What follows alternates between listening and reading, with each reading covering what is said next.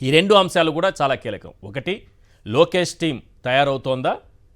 CM కావాలనేటటువంటి కోరికను అతి త్వరలోనే లోకేష్ నెరవేర్చుకోపోతున్నారా? దీనిపైన మనం మాట్లాడదాం.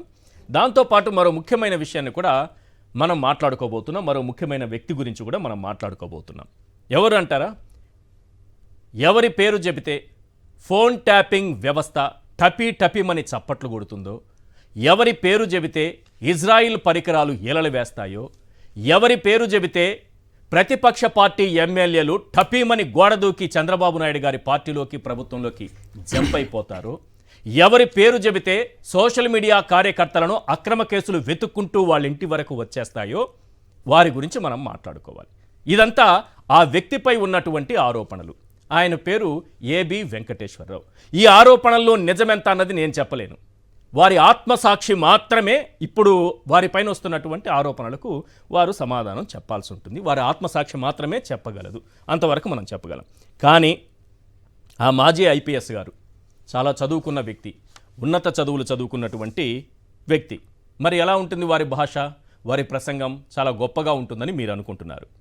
మాజీ సీఎం, దివంగత సీఎం, మాజీ సీఎం జగన్మోహన్ రెడ్డి, దివంగత సీఎంగా చేసినటువంటి వైఎస్ రాజశేఖర రెడ్డి, వీరి గురించి ఆయన ఏం మాట్లాడారనేది మీరందరూ ఒక్కసారి వినాలి. ఎందుకంటే ఆయన సంప్రదాయ దుస్తులు ధరించి మరీ మాట్లాడారు. సంప్రదాయ దుస్తులు ధరించి మరీ ఈ మాజీ ఐపీఎస్ గారు మాట్లాడారు. మనకు కావాల్సింది శరీర శుద్ధి కాదు, వాక్శుద్ధి. వాక్శుద్ధి ఉన్న వాళ్ళు మాత్రమే మాట్లాడాలి.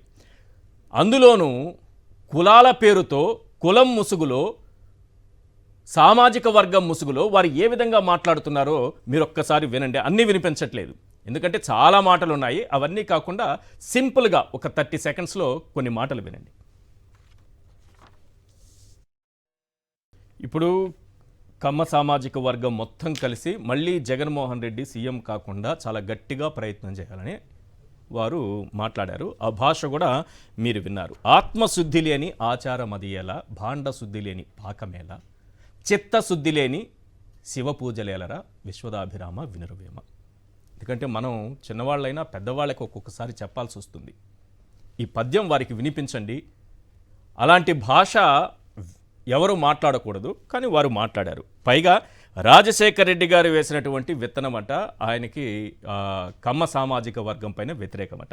సింపుల్గా మనం మాట్లాడుకుందాం, మొత్తం క్లియర్గా ఈ డిబేట్లో మాట్లాడుకుందాం.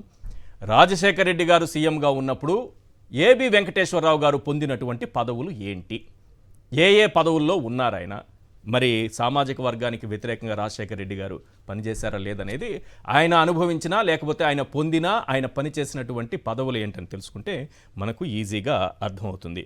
మరి ఇలాంటి వాళ్ళకి వైఎస్ఆర్సీపీ మరి సమాధానం చెబుతుంది. ఆ పార్టీ ఎమ్మెల్సీ తలసిల రఘురామ్ గారు ఏం మాట్లాడారో ఒకసారి ప్లే చేయండి. ఒక చదువుకున్న వ్యక్తి, విజ్ఞానం కలిగిన వ్యక్తి, ఒక ఐపీఎస్ ఆఫీసర్గా పనిచేసే వ్యక్తిలాగా కాకుండా ఒక గేదెలు కాసుకునేవాడిలాగా మాట్లాడిన భాష చాలా అభ్యంతరకరమైన భాష. దీన్ని ప్రతి ఒక్కరూ, సమాజంలో చదువుకున్న ప్రతి ఒక్కరూ కూడా ఖండించాల్సిన అవసరం ఉంది. ఆయన మాట్లాడిన భాష వింటేనే కూడా చాలా జుగుప్సాకరంగా ఉంది. కమ్మ కులం అంతా కలిసి వచ్చే ఎన్నికల్లో జగన్మోహన్ రెడ్డి గారిని ఓడించాలని చెప్తున్నాడు. ఒక కులం తలుచుకుంటే జగన్మోహన్ రెడ్డి గారిని ఓడించడం, గెలవటం రాష్ట్రంలో సాధ్యమయ్యే పరిస్థితి ఉందా? మిగతా కులాలు కూడా ఆలోచన చేయాలి. నిజంగా ఒక కులం వల్లనే జగన్మోహన్ రెడ్డి గారు ఓడిపోయి చంద్రబాబు ముఖ్యమంత్రి అయ్యాడా, మిగతా కులాల ప్రమేయం లేదా అనేది కూడా ఒక ఆలోచన చేయాల్సిన అవసరం ఉంది. దురదృష్టం ఏంటంటే 40% ఓటింగ్ ఉండి 3 ప్రత్యక్షంగా 3 పార్టీలు, పరోక్షంగా 3 పార్టీలు కలిసి 6 పార్టీలు జగన్మోహన్ రెడ్డి గారికి వ్యతిరేకంగా పనిచేస్తే 40% ఓట్లు సాధించిన జగన్మోహన్ రెడ్డి గారి మీద ఇటువంటి వ్యాఖ్యలు చేయడం నిజంగా దురదృష్టకరం. 2014-19 మధ్య 23 మంది వైఎస్ఆర్సీపీ ఎమ్మెల్యేలు పార్టీ మారడానికి వారిపైన అక్రమ కేసులు భయపెట్టి వారిని మార్చారని వారిపైన ఆరోపణలు ఉన్నాయి. దానికి వారు సమాధానం చెప్పుకోవాలి. వారి ఆత్మసాక్షిగా లేకపోతే వారి యూనిఫామ్ మీద వారు ప్రమాణం చేసి చెప్పుకోవాలి. అలాగే సోషల్ మీడియా కార్యకర్తలపైన కేసులు పెట్టే విషయంలో కూడా వారిపైన ఆరోపణలు ఉన్నాయి. డైరెక్ట్గానే వైఎస్ఆర్సీపీ ఆరోపణలు చేసింది. దానికి కూడా వారు ఆత్మసాక్షిగా దానికి సమాధానం చెప్పుకోవాలి.